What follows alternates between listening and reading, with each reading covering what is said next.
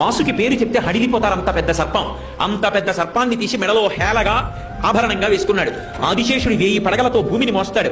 అటువంటి ఆదిశేషుడు ఎగిరి కాలిని పట్టుకుంటే పాదానికి అంగెల అలంకారం చేసుకున్నాడు. ఆయన చెయ్యలేనిది ఏముంది లోకంలో?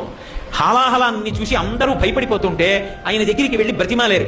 అందరూ హాలాహలం తరువుకొచ్చేస్తోంది, కాల్చేస్తోంది అని భయపడి వెళ్లి కైలాసానికి, శంకరా నువ్వు తప్ప మమ్మల్ని ఎవరు కాపాడతారు, స్వామి రక్షించన్నారు అనేటప్పటికీ హాలాహలాన్ని దేవతల కోసం పుచ్చుకున్నాడు. ఆయన చెయ్యలేనిది ఏమిటి? ఆయన నాకు ఇది కావాలని ఇప్పుడు అడగడు.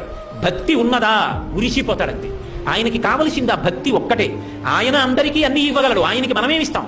ఆయన సృష్టిలో వచ్చిన వాళ్ళం మనం. నా గుండెకాయ నేను పెట్టుకున్నానా? నా కాలేయం నేను పెట్టుకున్నానా? నా ఊపిరితిత్తులు నేను కొని తెచ్చుకున్నానా? నాలో ఉన్న ఎముకలు నేను పెట్టుకున్నానా? ఇందులో చర్మము, రక్తము, మాంసము, కొవ్వు, అస్థి, శుక్ల, మేధ అనబడేటటువంటి 7 పదార్థాలు ఉన్నాయి. ఈ 7 పదార్థాలు నేను సృష్టించానా? ఈ కళ్ళకి వెలుగు నేను పెట్టుకున్నానా? ఈ ముక్కుతో గాలి తీసే శక్తి నాకుందా? అందరూ ఊపిరి తీయగలిగిన వాళ్ళైతే ఊపిరి ఆగిపోయి ఎందుకు చచ్చిపోతున్నారు? కానీ మహానుభావుడు ఈ శరీరాన్నంతటినీ ఆయన సృజించాడు.